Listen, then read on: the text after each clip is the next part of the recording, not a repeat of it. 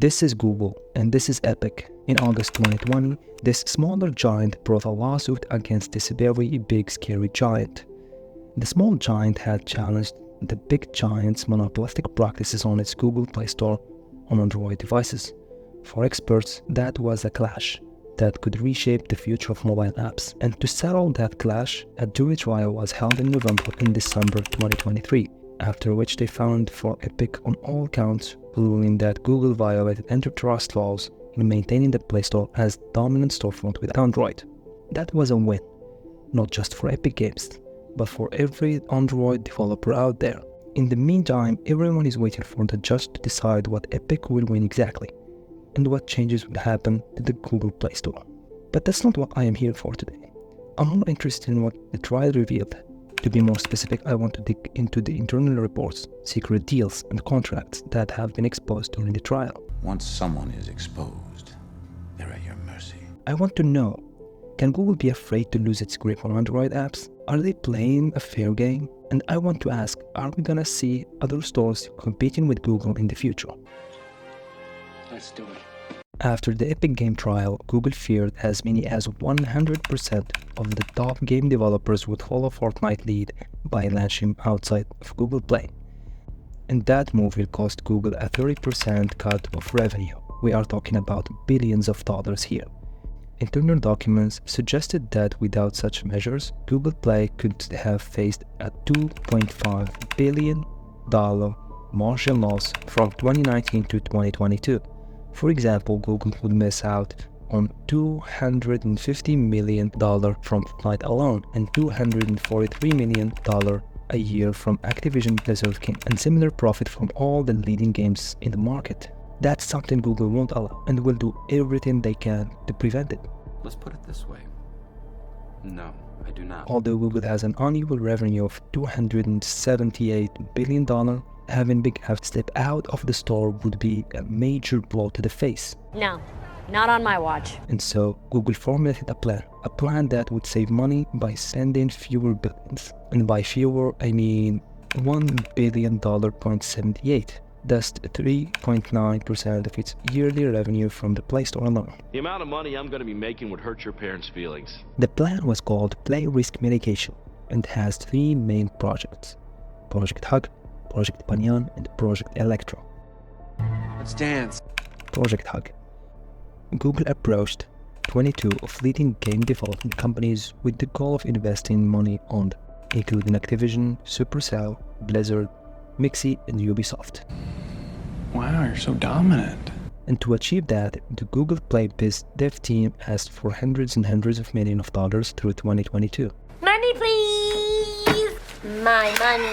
And reports suggest that it's likely the final numbers are far higher. Activision alone was offered $360 million, and Riot Games was similarly incentivized to keep their games on Google Play rather than launching their own distribution platforms. Google defended Project Hug by arguing that these incentives were competitive measures necessary to retain developers in the face of competition from Apple Store and other distribution platforms like the Samsung Galaxy Store and Amazon App Store.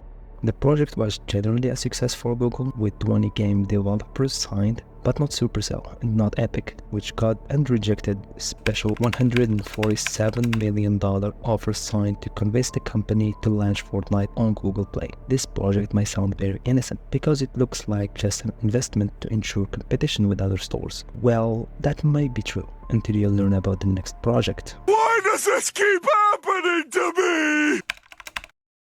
Google claims in this project that it was just an incentivized design to reinforce the position of Google Play Store in the competitive Android ecosystem, specifically against Samsung Galaxy Store. That has some truth in it, but I'm sure it does not have the whole truth. Google can claim whatever it wants, but it's up to you and me to decide what we want to believe. Let me tell you the juicy details. Internal documents and emails revealed that Google was very concerned about competing from other app stores including Amazon and the Galaxy stores. So they proposed a deal with Samsung specifically. The deal was both Google Play and the Galaxy Store would be side by side on the default home screen of Samsung, just like today. Only Google would host the games provide the built-in security and updates in the Galaxy Store. That was going to be a big win for Google, and it would be a major step for Google toward increasing its control over the Android market. In exchange, Google would create a financial agreement to help Samsung's service revenue goal and justify deprioritizing the Galaxy Store. A Samsung executive told Google, "So you are basically asking us to get out of the store business." Google found nice words. "We are proposing that we focus together on helping you achieve your goal in a different way." But after Samsung June 2019 counteroffer, Google gave up on it.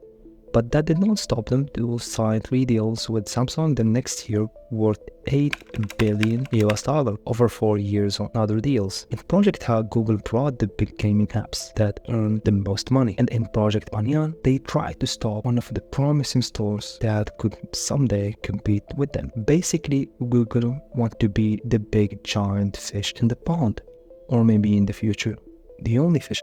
This is a bit of a shock to me. I'm very shocked. I didn't expect this. There's more. To put an end to the problem, maybe consider buying it. That's exactly what Google tried to do with Project Electron. The plan was to purchase a controlling stake in Epic and end everything, win-win for both of them, and everyone would be happy. But it didn't happen. The rumor says that Google quickly abandoned the idea when it found out that Epic CEO Tim Sweeney is also the controlling stakeholder. These projects were just a small piece of the large Google's plan to dominate the Android apps market. The tech giant is willing to do wherever it takes to prevent other companies from competing, and multiple reports back that up. One Google Play executive boasted she got Riot to halt development on its own app store by promising the company $10 million in marketing.